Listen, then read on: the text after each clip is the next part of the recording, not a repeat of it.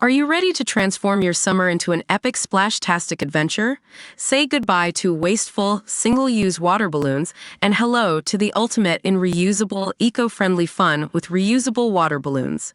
Check out the link in the video description to get yours on Amazon today. President Joe Biden is reportedly planning to unveil a dramatic Supreme Court reform next week in an attempt to overhaul the High Court. Two people familiar with the matter told Politico that the president is likely to endorse establishing term limits for justices and bring in a code of ethics.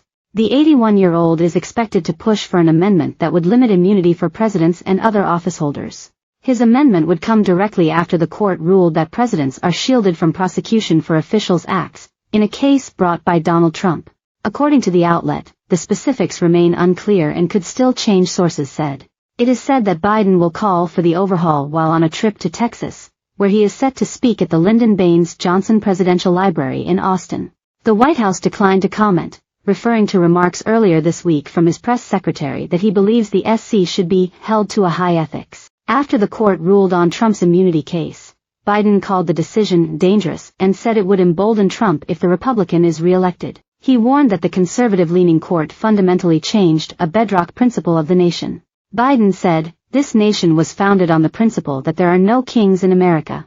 Today's decision almost certainly means that there are virtually no limits on what a president can do. This is a fundamentally new principle and it's a dangerous precedent. The only limits will be self-imposed by the president alone."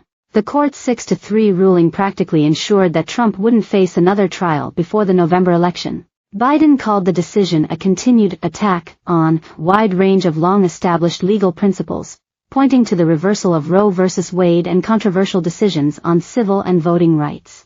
Speaking during an Oval Office address on Wednesday when he explained his decision to stop his run for second term, he added, "I'm going to call for Supreme Court reform, because this is critical to our democracy.